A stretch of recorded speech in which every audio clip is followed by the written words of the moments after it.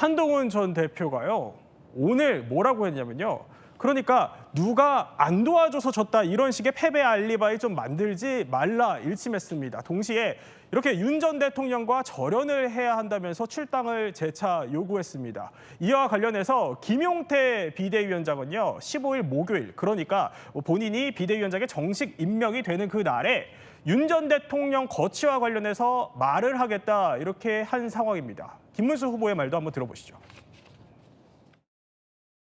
한동훈 후보처럼 검찰로서 또 같이 상당히 오랜 기간 동안 업무를 했던 이런 경우하고는 저는 조금 다르기도 합니다만은 한동훈 후보의 그 말씀이 무슨 뜻인지 제가 또 한동훈 후보를 만나가지고 구체적으로 말씀을 들어보고 거기에 맞춰서 적절하게 하도록 하겠습니다.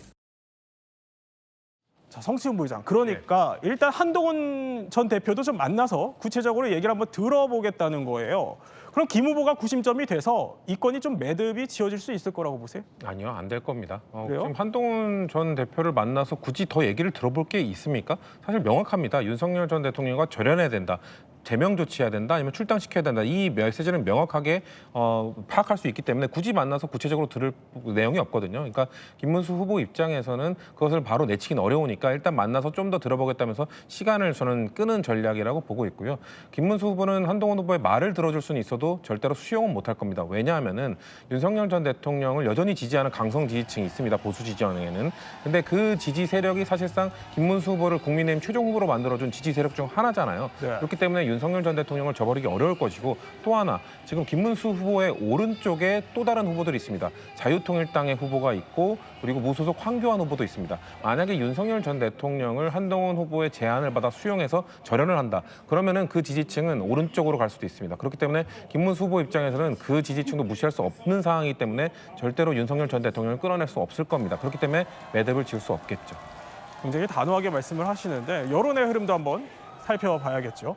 이재명 민주당 후보가 그러면 뭐 얼마나 외연 확장을 더 할 거냐, 이게 관건이라면요, 김문수 후보는 단일 대우 여부가 어쨌든 관건일 것 같습니다. 오늘 대선 후보 공식 등록 후에 첫 여론조사가 이렇게 발표가 됐습니다. 자, 이남희 기자, 어떻게 나왔죠? 이재명 후보가 49.5, 그리고 김문수 후보가 38.2, 그러니까 11.3%포인트 차입니다.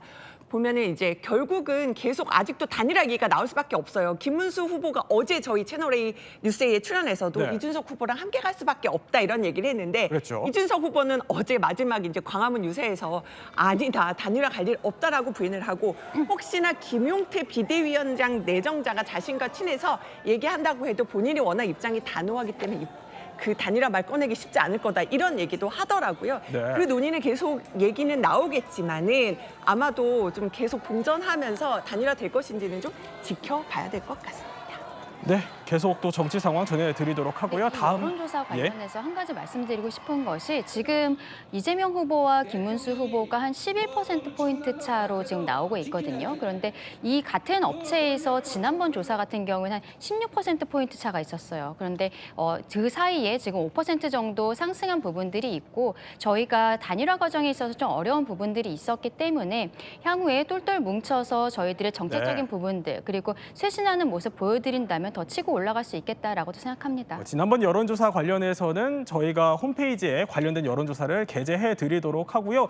성시훈 부의장께도 좀 반론의 기회를 좀 드린다면 어떻게 보십니까? 글쎄요, 저는 저 여론조사뿐만 아니라 앞으로 한 일주일 정도의 여론조사가 중요할 거로 보거든요. 그러니까 예. 이재명 후보는 굳건하게 유지를 할 텐데, 보수 진영에, 그러니까 이준석 후보가 제3지대가 아니라 자신은 보수의 적장자다라고 주장을 하기 시작했기 때문에 네.